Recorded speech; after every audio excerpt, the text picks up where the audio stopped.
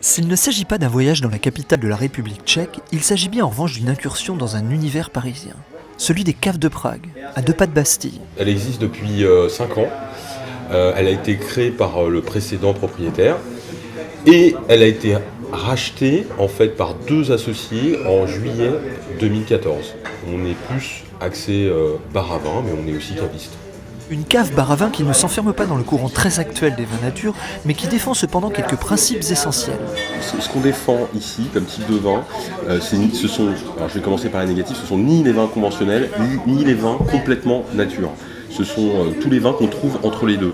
C'est-à-dire que ce sont des vins qui sont faits de manière propre, avec des vignerons qui ont une valeur, une éthique, sans les défauts qu'on peut retrouver sur certains vins nature et sans le côté très conventionnel de vins, par exemple, faits de manière industrielle. Ici, on a des vins de vignerons essentiellement, quasiment pas de négoce et aucune grande structure du vin. Une place de choix pour des vignerons soucieux des questions environnementales et du travail bien fait. Vignerons artisans, tout à fait, des vignerons qui ont des surfaces relativement modestes, qui travaillent eux-mêmes les sols de manière la plus propre possible.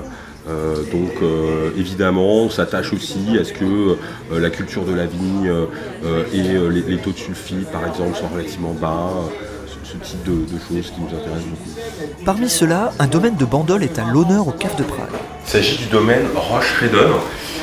C'est un domaine de 12 hectares à Bandol qui est assez peu connu en fait.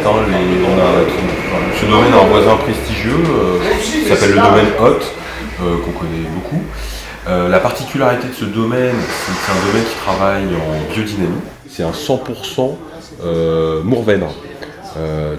C'est vraiment le cépage des vins rouges de Bandol, qui sont très connus pour leurs vins rosés, mais ça peut être aussi d'excellents vins rouges qui allient en fait souvent puissance et finesse. Au-delà de Bandol, bien d'autres appellations sont présentes et pas forcément les plus prestigieuses. J'ai pas d'attache affective avec une région en France, donc je considère qu'on fait des bons vins dans toutes les régions de France. Voilà, quelle que soit l'appellation, quelle que soit la région, on peut trouver des vignerons qui font un travail de qualité. Pour moi, c'est ça le principal.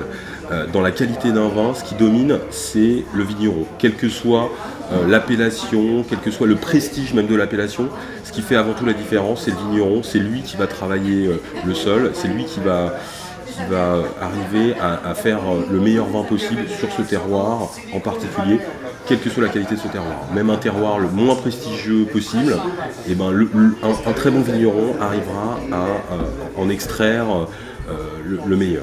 Et c'est ça qui m'intéresse le plus.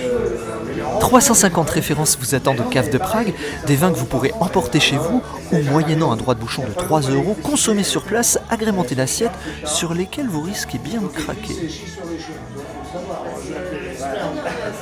C'est largement dit là, le 100 de